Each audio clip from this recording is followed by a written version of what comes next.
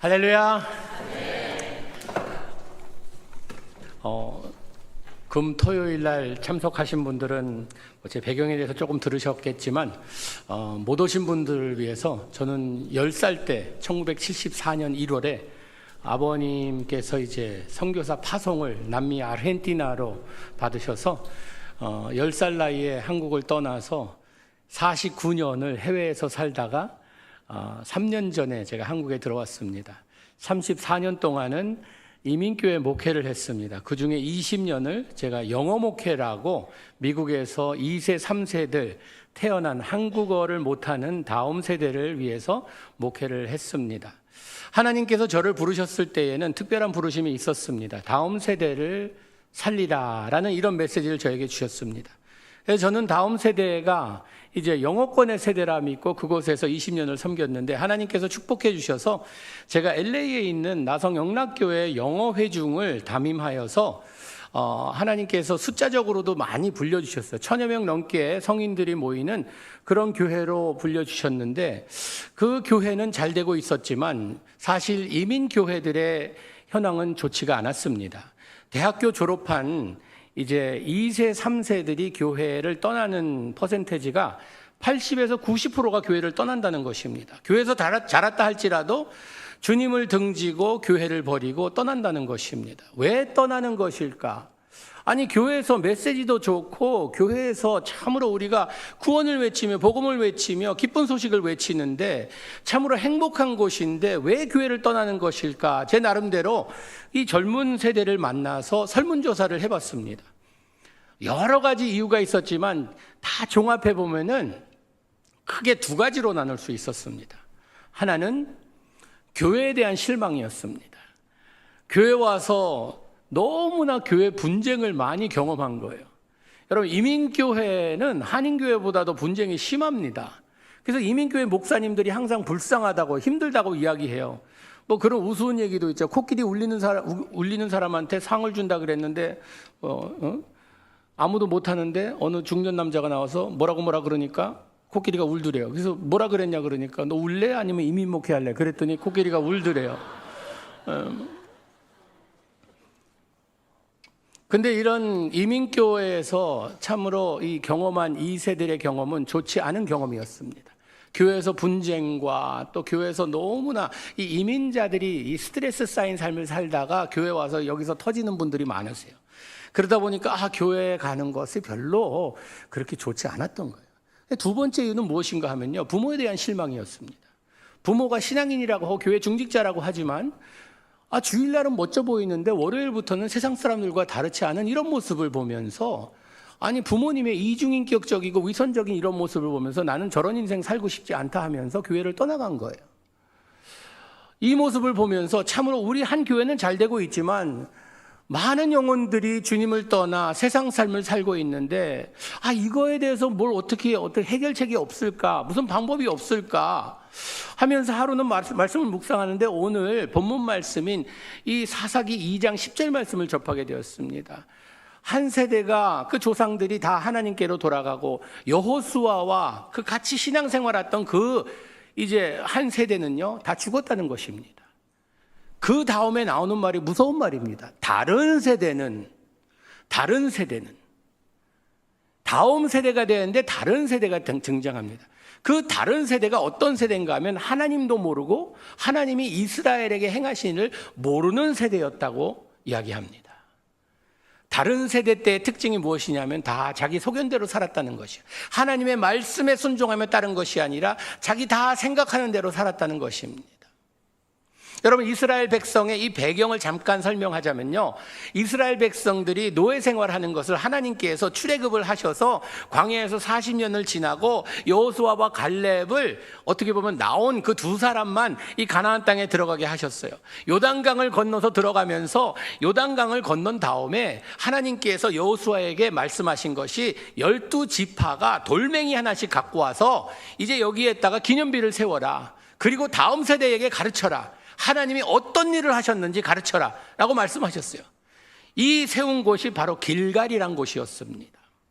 이 길갈이란 곳은 또 어떤 곳인가 하면요, 하나님께서 부싯돌을 깎아서 남자들, 지금까지 광야 생활하면서 할례를 못했는데 할례를 행해라 했어요.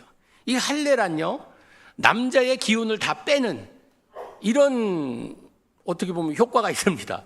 기운 다 빼는 포경수술하는 거잖아요. 다 빼는 그런 전쟁을 앞두고 있었습니다. 이제 가나안 땅을 점령해야 되는 전쟁을 앞두고 있는 이스라엘 백성들에게 남자의 기운을 다 빼라고 말씀하신 거예요. 이게 무슨 의미입니까? 전쟁은 하나님께 속한 것이니 주님만 바라보면 된다. 너희들은 나만 믿고 따라라 라는 이런 의미였어요. 이 백성들은요, 그 가나안 땅을 나와 이제 광야 생활하다가 이 가나안 땅에 들어온 백성들은요, 하나님이 자기들에게 베푸신 그 은혜와 축복을 알고 있었어요. 여호수아는 여호수아 마지막 이제 25장에 보면 24장에 보면요, 나와 나의 가정은 여호와만 섬기겠노라고 선포를 해요. 그리고 오늘 본문에 보니까 110세가 돼서 돌아가세요. 여호수아뿐만 아니라 그 모든 세대가 하나님께로 갑니다. 근데 다음 세대는 하나님을 알지 못하고 하나님의 행하실도 모르는 이 다른 세대가 시작됐다는 것입니다. 여러분, 무서운 이야기죠. 근데 지금 우리가 이 갈림길에 와 있습니다. 한인교회가, 한국에 있는 교회들이 다음 세대로 이어질 것인가, 아니면 다른 세대가 될 것인가. 참으로 어떻게 보면은 굉장히 지금 위기에 처한 우리의 상황입니다. 많은 교회들이 고령화되고 있고 교육부가 점점 빠른 속도로 없어지고 있다고 합니다. 저희 직원 중에 한 직원이 아버지가 목사님인데 그 교회에서 이제 초등학교 이제 1학년 반부터 해마다 하나씩 없어진대요. 아이들이 없어서. 뭐 저출산의 문제도 있겠지만요, 점점 없어져서 이제 몇 년 후면은 교육부가 없어진대요. 얼마나 비극적이고 슬픈 이야기입니까? 이민교회, 사실 미국 교회도 마찬가지입니다. 점점 젊은 사람들이 떠나가며 교회를 나오지 않는 상황 가운데 참 우리가 할 일이 무엇인가, 저도 고민에 빠지게 되었습니다. 이런 상황에서 해결책은 어디 있을까 하는데 하루는 TV를 보는데요, 우리 아이가 달라졌어요라는 프로그램이 그때 있었습니다. 오은영 박사가 나오는 프로그램이었는데요, 이 문제 아들을 고쳐주는, 도와주는 전문인들이 나와서 도와주는 그런 프로그램이었어요. 근데 어디서 그런 애들을 찾아왔는지 진짜 못된 애들이에요. 막 그냥 엄마가 뭐라 그러면 욕하고 침 뱉고 막 누워서 울고 뭐 땡깡 부리고 막 이런 애들이에요. 그런데 이런 문제 아들을 도와주는데 아이들에게 접근하는 것이 아니라 먼저 부모에게 접근하더라고요. 부모에게 똑같은 상황에서 다음번에는 애가 그럴 때 이렇게 반응해 보십시오, 이렇게 이야기해 보십시오 그러면서 이 실마리를 부모로부터 풀어나가는 거예요. 그러니까 아이들이 거기에 반응해서 이거 바뀌는 거예요, 태도가. 그걸 보면서 바로 이거구나. 앞에 가는 세대가, 기성세대가, 어른 세대가 주님 앞에 올바로 서게 되면요, 다음 세대는 따라오게 되어 있습니다. 여러분, 예수를 믿는다는 것은요, 우리의 가치관의 변화를 의미하는 것입니다. 사도 바울이 그렇게 자랑거리 되었던 세상 것들, 내가 어느 집하고 내가 얼마나 고물을 많이 했고 다 자랑거리가 됐던 것을 예수를 믿고 나니까, 가치관이 바뀌고 나니까요, 이건 다 배설물 같이 여기고 새로운 가치관이 생겼어요. 예수 그리스도 그 한 분이면 나는 만족하다, 여호와가 나의 목자시니 나는 더 이상 부족함이 없다 라는 이런 선포가 돼야 되는데, 우리는 예수는 믿는데 가치관은 아직도 세상 가치관을 가지고 살고 있다는 것입니다. 그래서 제 마음에 결단을 내서, 주님, 앞에 가는 1세대가 변해야 다음 세대가 살아날 수 있다는 이 확신을 주셨으니 저를 1세들에게 보내주시옵소서. 그땐 제가 한국말로 이렇게 편하게 못했어요. 근데 하나님께서 제 기도를 들어주셔서 1세 교회로 보내주셨는데, 제가 1세 교회를 너무 만만하게 본 것 같아요.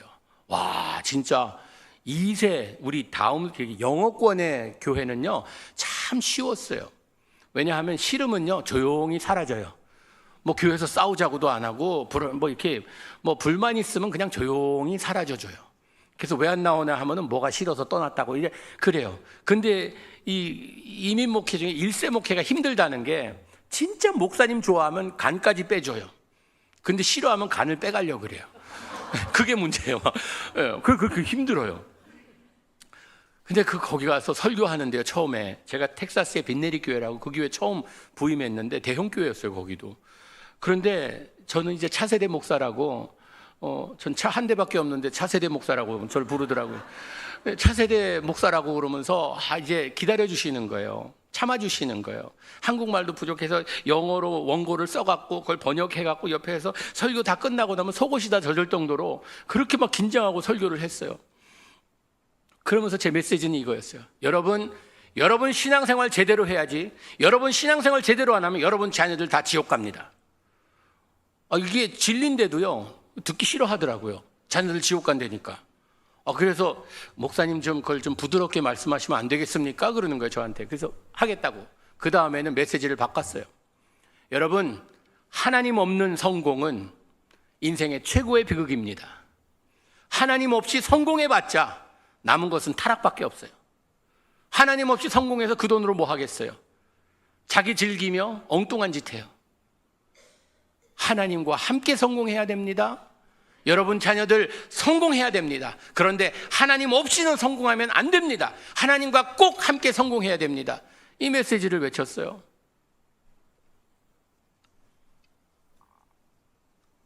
근데 잘 안 바뀌더라고요.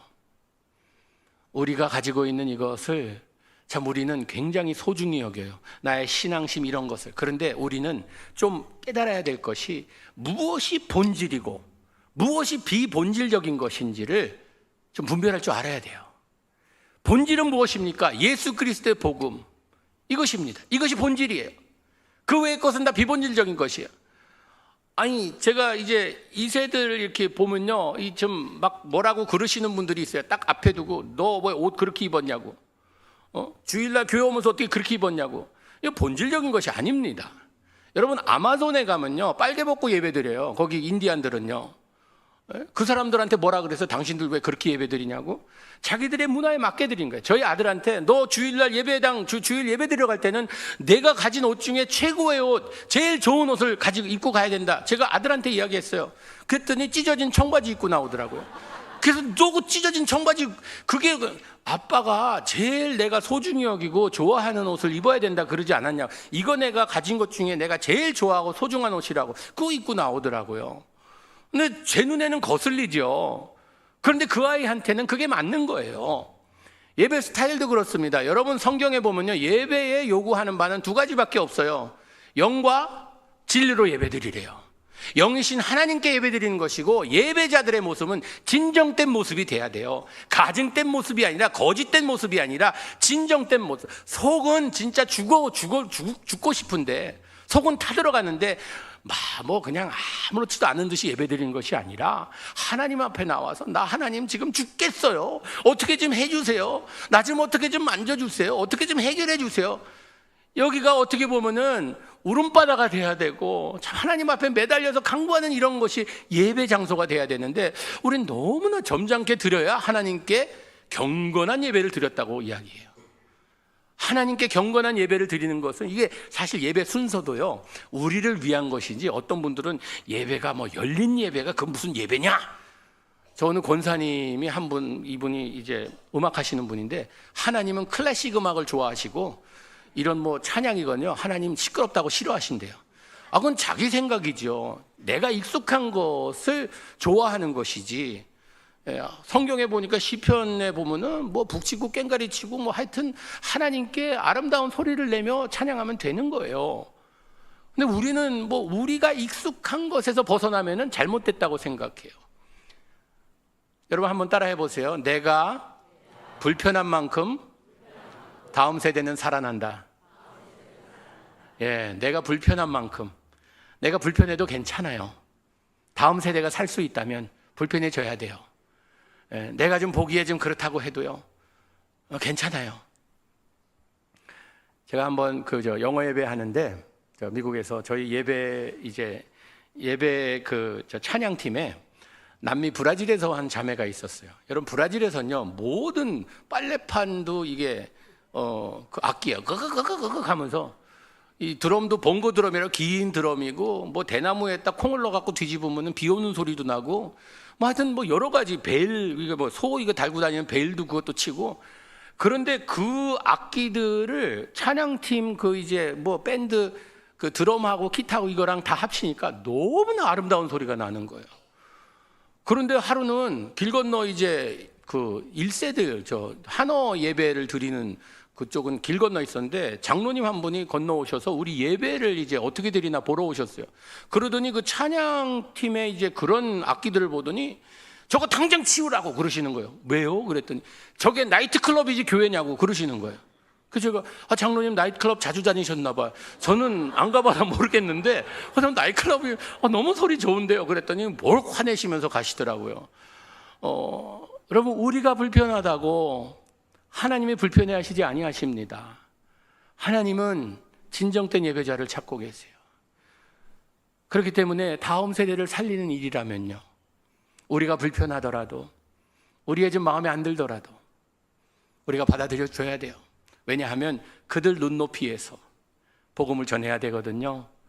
여러분 이 청소년들, 청년들 사역하시는 이분들 좀 격려해 주시고 칭찬해 주세요. 참 수고한다고, 어려운 사역하고 있다고. 그들은 눈높이에서 복음을 전하려고 노력하고 있습니다. 우리가 방해꾼이 되면 안 되잖아요. 그렇죠? 이게 디딤돌이 돼야지 걸림돌이 되면 안 되잖아요. 저희 아버님이 브라질에서 목회하실 때 그때 아마존의 선교사 한 분을 저희들이 지원하고 있었습니다. 그 선교사님이 가끔 오셔서 선교 보고를 하세요. 근데 아마존 그 정글에서 사역하는 그 부족들이 옷을 다 벗고 사세요. 거기는 허리에 이 끈 하나 둘르고 있어요. 이게 끈 하나 맨 게 이게 다예요. 그런데 이 끈이 끊어지면 굉장한 수치를 느낀대요. 다 벗었는데도 끊어지면 큰일 난대요. 그래서 끈 하나 묶고 다녀요. 근데 사진을 찍고 오면요, 보시면서 다들 민망해 하시고 아우 빨가벗고 저렇게 있다고 막 그러시는데, 나중에 이제 그 질문하는데 한 분이 궁금한 게 있는데 선교사님 사진이 없네요. 선교사님은 입고 하십니까? 벗고 하십니까? 그게 질문이었어요. 그러니까 선교사님이 얼굴 빨개지시면서 벗다 팬티까지 이거 벗었는데, 삼각 팬티 이거는 진짜 민망해서 못 벗어서 팬티 입고 제가 복음 전하고 있습니다. 그랬더니 막 박수 쳐주렸어요. 왜? 거기에서는 그게 맞는 복장이거든요. 제가 만약에 팬티 입고 여기 섰다면 지금 당장 쫓겨날 것입니다. 여기는 안 되잖아요. 왜? 문화가 달라요. 여러분 MZ세대 하죠. 세대가 틀립니다. 여러분 세대 차이가 뭔지 아세요? 세대 차이는요, 아버지가 자동차가 4대고 아들이 1대인 것을 세대 차이라 그래요. 그게 세대 차이예요. 우리는 세대 차이를 없애려면요, 관심을 가지면 됩니다. 관심을 가지고 칭찬해주고 축복해주고 하세요. 다음 세대에게 말씀을 전할 때 예수 그리스도의 복음의 말씀이 변질되면 안 됩니다. 복음이 변질되면요, 큰일 납니다. 그건 이단이 되는 거죠. 사이비가 되는 거죠. 복음은 변하면 안 됩니다. 하나님의 말씀은 어제나 오늘이나 내일이나 변함이 없으세요. 이 하나님의 말씀이 어떤 역할을 하냐면요, 우리의 삶을 참으로 쪼개고, 하나님께서 히브리서 4장 12절에 보면 하나님의 말씀은 살아있고 활력이 있어 좌우의 날선 어떤 검보다도 예리하여 혼과 영과 및 관절과 골수를 찔러 쪼개기까지 하며 또한 마음과 생각과 뜻을 판단한대요. 이 양쪽의 날선 검 같아서 움직이는 대로 우리를 깎아 하나님의 형상대로 만들어주시는 거예요. 하나님의 말씀을 접할 때에 우리는 이 깎임의 아픔이 있습니다. 여러분 칼이 움직이면서 우리를 안 좋은 것, 하나님께서 보시기에 안 좋은 것 도려낼 때 얼마나 아프겠어요. 그런데 그 아픔 과정 가운데서 하나님의 형상이 회복되는 것입니다. 이게 하나님의 말씀의 역사예요. 우리뿐만 아니라 우리 자녀손들에게도 이 역할을 하는 하나님의 말씀이라는 것입니다. 우리 자녀손들이 하나님의 말씀을 접하기 위해서 우리가 헌신하며 희생돼야 된다는 것입니다. 이 말씀이 변질되면 안 돼요. 변하면 안 됩니다. 지금 그래도 우리가 받아들이고 이렇게 하겠다. 받아들일 게 있고 받아들이면 안 되는 것이 있어요. 예를 들자면 동성애에 대한 문제, 시대적으로 모두 용납한다고 우리가 용납해서는 안 됩니다. 왜 그렇습니까? 하나님이 죄라고 하는 것은 어제나 오늘이나 내일도 죄이기 때문입니다. 죄는 죄예요. 그래서 죄인 것을 우리가 고백해야 돼요. 그러나 우리가 그들에게 복음을 전하는 방법이나 이거에 있어서는요, 그들이 예배 드리는데 뭐 저렇게 시끄럽게 저렇게 예배 드리냐, 어떻게 교회 오면서 미국 어떤 교회들은 가면요 뭐 쓰레받고 교회 와요. 그러면은 한국 분들은 거기에 대한 아니 저게 뭐 예배 드리는 모습이 저러냐고 하면서 굉장히 불편해하세요. 그분들은 그분들에 맞게 예배를 드리는 거예요. 중요한 것은 우리의 삶입니다. 우리의 모습이 아니라 우리의 삶이에요. 나의 삶이 예수 그리스도의 말씀으로 내가 도려져내고 깎아지고 다듬어져서 예수님의 형상대로 살아가고 있느냐, 이것이 중요한 것이지 우리의 껍데기가 중요한 것이 아니라는 것입니다. 고린도서에 보면요 질그릇의 이야기가 나오잖아요. 우리 질그릇 속에 이 보화를 가졌으니, 여러분 질그릇은요 볼품이 없습니다. 싸구려예요. 잘 깨집니다. 그런데 이 그릇보다 중요한 것은 그릇에 무엇이 담겼냐가 중요합니다. 여러분이 우리 그릇에 여기에 쓰레기를 담고 있다 하면 쓰레기통이에요. 그 똑같은 그릇에 꿀을 담았다면 꿀단지예요. 우리가 크리스찬이라고 불리기 위해서는 우리 이 질그릇에 예수 그리스도가 담겨야 된다는 것입니다. 예수 그리스도가 담겨야, 그래야 이 질그릇이 때로는 산산조각 날 때가 있어요. 살다 보면. 욥이란 사람이 나오죠. 욥이란 사람이 성경에 나오는데 하루는 이 사람의 인생이 완전히 박살났어요. 재산도 다 잃고 자녀도 다 잃고 건강까지 잃었어요. 인생 밑바닥을 쳤어요. 근데 그의 고백은 무엇입니까? 주시니도 하나님이시오 걷어가는 이도 하나님이시니 하나님께 영광을 돌리겠다. 예수 그리스도를 담고 사는 사람의 모습입니다. 내가 좋을 때만 하나님이 나를 사랑하는구나, 나를 축복하는구나가 아니라, 내가 역경에 처했을 때도, 내가 세상에 올 때 아무것도 가지고 오지 않았는데 하나님께서 다 주신 것이니 하나님 걷어가시면 걷어가시는 것으로 하나님께 영광을 돌리는 것입니다. 그래서 우리 질그릇 안에 무엇이 들었냐가 중요하다는 것이에요. 여러분, 우리가 인생을 살아가면서 중요한 것이 무엇인지, 본질이 무엇인지, 본질이 아닌 것, 이런 것 가지고 여러분 얼굴 붉히지 마세요. 에너지 낭비입니다. 그리고 우리는 다음 세대가 갈 수 있는 이런 교회를 꿈꿔야 돼요. 다음 세대가 갈 수 있는 교회는 어떤 교회인가? 그들에게 맞는 교회이죠. 뭐 찬양도 그렇고 예배 순서도 그렇고 다 그렇잖아요. 여러분 가운데 아마 자녀들이 기도 제목인 가정 많을 것입니다. 자녀들이 신앙생활 잘하는 분들도 계시겠지만 제가 보기에는 그렇지 않은 가정이 더 많을 줄 압니다. 이 자녀들을 우리가 양육하면서 여러분 때로는 우리의 기쁨이 되기 위해 자녀들을 양육할 때가 많이 있습니다. 여러분, 우리의 자녀들은 우리의 소유권이 아닙니다. 하나님 것입니다. 하나님 것이기 때문에 하나님의 기쁨이 되도록 자녀들을 양육해야 됩니다. 내 자랑거리보다 중요한 게 하나님의 기쁨이 되는 자녀가 돼야 돼요. 그러기 위해서는 이 한국 사회라는 이 사회에서 성공하기 위해서 많은 노력을 하잖아요. 그런데 생사화복을 주관하시는 하나님을 우리가 믿는다고 하면 하나님께서 우리 자녀들을 버리지 아니하시고 하나님을 먼저 세우는 이런 가정이 돼야 된다는 것입니다. 여러분, 예배의 시작은 가정입니다. 기독교 교육의 시작은 가정이지 교회가 아닙니다. 가정에서 예수 그리스도를 먼저 만나는 역사가 일어나야 된다는 것입니다. 엄마 아빠가 만난 이 예수님을 자녀들도 만날 수 있도록 우리가 그 길을 인도해야 된다는 것입니다. 제가 한번 전도사 때 충격적인 이런 이야기를 듣고 그때 제가 너무 놀란 적이 있습니다. 장로님 한 분이 저에게 오시더니, 목사님, 양해를 구할 게 한 가지가 있습니다. 그 집에 아들하고 딸이 있었는데 우리 아들, 딸이 앞으로 고등학생이었어요. 2년 동안 주일 예배를 못 참석하겠대요. 왜요? 그랬더니 얘네들이 바이올린 레슨을 받는데 그 선생님이 아주 유명한 선생님인데 시간이 주일 예배 시간 그때밖에 없대요. 그래서 앞으로 2년 동안 바이올린 레슨 받느라고 주일 예배 못 참석하겠대요. 장로님이 그러시는 거예요. 제가 너무 놀래갖고, 아니 아이들에게 주는 메시지가 뭡니까? 예배는 내가 하고 싶은 거 다 한 다음에 시간 나면 가라는 이 메시지예요. 예배는 중요치 않다는 것입니다. 여러분, 우리 삶에 크리스찬으로서 제일 중요한 게 뭡니까? 하나님이 기뻐하시는 게 뭡니까? 예배자를 오늘도 찾고 계세요. 우리 자녀들의 삶에 예배가 없기 때문에 주님께서 그 예배가 있게 하기 위해서 오늘도 그들의 마음을 두드리고 계시다는 것입니다. 선교는 왜 합니까? 선교지에 예배가 없기 때문에 예배가 있게 하기 위해서. 제가 섬기는 컴패션에서는요, 교회에서 어린아이들을 양육합니다. 근데 그 이제 양육하는 과정에 있어서 제일 중요시 여기는 게 예배예요. 아이들에게 어려서부터 예배의 소중함을 이야기합니다. 하나님께서 다윗 왕을 좋아하셨어요. 하나님의 마음에 꼭 드는 사람이라고 좋아하셨어요. 근데 다윗 왕이 완벽해서 하나님께서 좋아하셨습니까?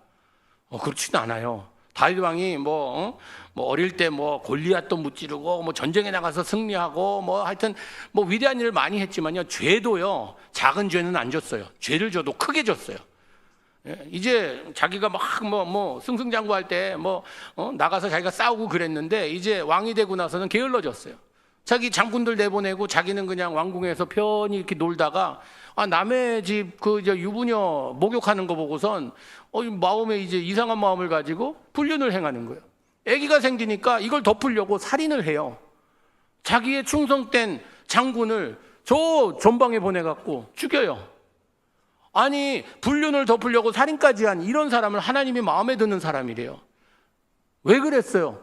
다윗은요, 자기가 죄를 짓지만, 인간이기 때문에 죄를 짓지만, 죄를 짓고 나서 자기의 죄를 깨닫고 나면요, 하나님 앞에 철저히 회개했습니다. 시편 51편 보면요, 하나님께 간절히 간구하며 내 안에 있는 성령 떠나지 않게 해달라고 침상을 적시면서 하나님께 기도했어요. 그리고 그는 예배자로 알려져 있습니다. 하나님께 예배드리는 것을 그 무엇보다도 소중히 여기고 중요시 여겼다는 이 마음 때문에 하나님이 기뻐하셨어요. 여러분, 우리 자녀들의 삶에 예배가 없다고 하면요, 그들이 맞는 교회에 가서 예배드릴 수 있도록 격려해 주세요. 여러분들의 노력이요, 이젠 우리 아이는 다 커서, 머리가 이젠 커서 내 말 안 들어. 아니요, 듣습니다. 저희 교회에 제가 목회할 때 영어회 중에 피러란 친구가 있었는데, 이 친구가 참 어려운 그런 어린 시절을 보냈어요. 어렸을 때 부모님이 이혼하고, 그 다음에 이제 조금 10살 됐을 때 엄마가 자살했어요. 그래서 이제 위탁가정에 이 가정 저 가정 다니면서 이렇게 생활을 해야 됐어요. 청소년 됐을 때에 깽단에 들어가서 마약을 하고 마약을 팔고, 이렇게 참으로 험한 인생을 살면서 완전 인생의 밑바닥을 치면서 자살하겠다 생각했다가, 그래도 교회 가면 뭐가 좋은 게 있다는데 교회 한번 가보자 그래서 저희 교회 나와갖고 예수 그리스도를 인격적으로 만나서 이 청년이 변하기 시작하는데 놀랍게 변하더라고요. 하루가 다음 주에 보면 너무나 간절함이 눈에 보여요. 그렇게 변하면서 이 친구 하루는 저에게 부탁을 하는 거예요. 목사님, 저와 같은 배경을 가진 친구들 데려와도 되겠습니까? 아니, 친구들 데려오겠다 그러는데 제가 데려오지 말라 그러겠어요? 데려오라 그랬는데 내가 실수했나 할 정도로 무시무시한 친구들이 오는 거예요. 한 번은 그 사크라멘토라는 캘리포니아 북쪽에 거기 깽단 두목이래요. 두목이 왔는데 멀리서 보니까 하얀 이 소매 없는 티 있잖아요. 그걸 입었는데 안에 까만 옷을 입었어요. 그래서 저건 무슨 패션인가 그랬는데 보니까 이게 옷이 아니라 문신이에요. 문신 시꺼멓게 하고 와갖고 예배 끝나고 소개하면 악수를 하는데 저 손 뽀개지는 줄 알았어요. 그런데 이 친구는 교회 처음 나와갖고 설교라는 말도 안 해요. 스피치 잘했다고. 그러면서 그 스피치 그러면서 꽉 누르면서 하는데, 그런데 이런 친구들을 계속 데리고 오니까요, 성도들이 힘들어하는 거예요. 무서워갖고선 그 주위에는 사람들이 안 앉고 그러는 거예요. 그래서 이 피러란 친구도 안 되겠다 했는지, 목사님 이왕 이제 부탁 들어주시는 거, 이 친구들 같은 사람들을 위해서 예배를 하나 따로 해달래요. 자기 아는 친구들, 많은 친구들이 주말 되면은 클럽을 다닌대요. 가서 술 마시고 춤추고 놀고 막 그러면서. 근데 이제 그런 친구들이 굉장히 많대요. 이 친구들을 데리고 올 수 있는 예배를 하나 만들어 달래요. 그래서 목사한테 그런 부탁하는데 제가 안 된다 그러겠어요? 오케이, 그러라고. 근데 부탁사항이 몇 가지가 더 있대요. 얘네들이 술 밤새 마시고 막 취해갖고 깨나면은 머리가 띵하고 이게 큰 소리에 예민하고 또 빛에 예민하고 하니까 불도 좀 어둡게 해주시고 조명도 좀 약하게 해주시고 음악 찬양도 좀 시끄럽지 않게 좀 조용히 이렇게 할 수 있도록 해달래요. 그러자고. 그런데 한 가지 목사님과 안 들어주셔도 된다고 한 가지만 더 해달래요. 그래서 뭐냐 그랬더니 이 중간에 디스코볼을 하나 달아달래요. 디스코볼을 달아달래. 그건 무슨 의미냐고. 디스코볼은 왜 다냐 그랬더니 이 친구들이 와서 여기가 클럽인지 교회인지 모를 정도로 그런 분위기를 좀 만들기 원한대요. 그래야지 얘네들이 거부 반응 없이 할 수 있다고. 뭐까짓 거건 본질이 아니니까 그냥 달자 그러고 달았어요. 그 예배에 한 150명이 출석했는데 그 예배에서 진짜 산 간증이 너무 많이 나온 거예요. 자기가 진짜 어떻게 보면은 방탕하고 세상에서 방탕하다가 다시 돌아온 탕자의 이야기들이 그 안에서 그냥 그대로 나오는 거예요. 이 친구들이 나올 때 반 이상은 선글라스 끼고 나와요, 예배에. 그 선글라스 왜 끼냐 봤더니 눈이 빨갛게 충혈돼 갖고, 그래갖고 이게 자기들도 이게 교회 나오면서 좀 창피해서 그런지 선글라스 끼고 나오는 거예요. 제가 궁금한 게 도대체 이 친구들이 왜 교회를 나올까? 밤새 그렇게 술 마시며 놀다가 왜 교회 나올까? 제가 몇 청년을 잡아서 물었어요. 너 어떻게 교회 나왔냐고. 그랬더니 어려서 중고등부까지는 부모님 손잡고 교회 다녔대요. 그런데 대학교 가서 졸업하고 나서 사회생활하면서 이제 주님 떠나서 이렇게 살다가 항상 주말이면 엄마한테 전화를 받는데요. 엄마한테 전화를 받는데 엄마 전화에는 꼭 너 교회 갔냐? 물어본대요. 맨날 갔다고 거짓말 하다가 너무 많이 거짓말 하니까 죄책감에 한번 가보자.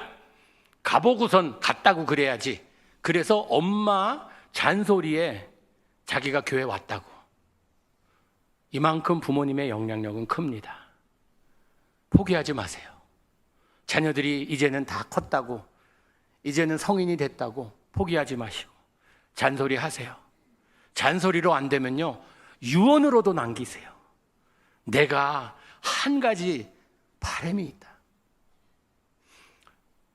저희 교회 썽하고 조지라는 두 청년이 나왔는데 교회 처음 나온 거예요. 어떻게 나왔냐 그랬더니 자기는 기독교 가정에서 자라지 않고 엄마가 이혼하고 홀어머니로 자기 두 아들을 키우신 거예요. 근데 어머니가 암 걸려서 돌아가시게 됐는데 참 가정이 어려워서 이 병원에 그냥 주에서 운영하는 그런 병원에 갔는데 거기에서 전도하는 여전도사님을 통해서 그 어머니가 예수 그리스도를 영접하시고 세례를 받으신 거예요.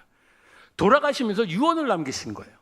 돌아가시면서 아들을 불러서 야, 나 예수 믿고 세례 받았어. 난 이제 천국 갈 거야.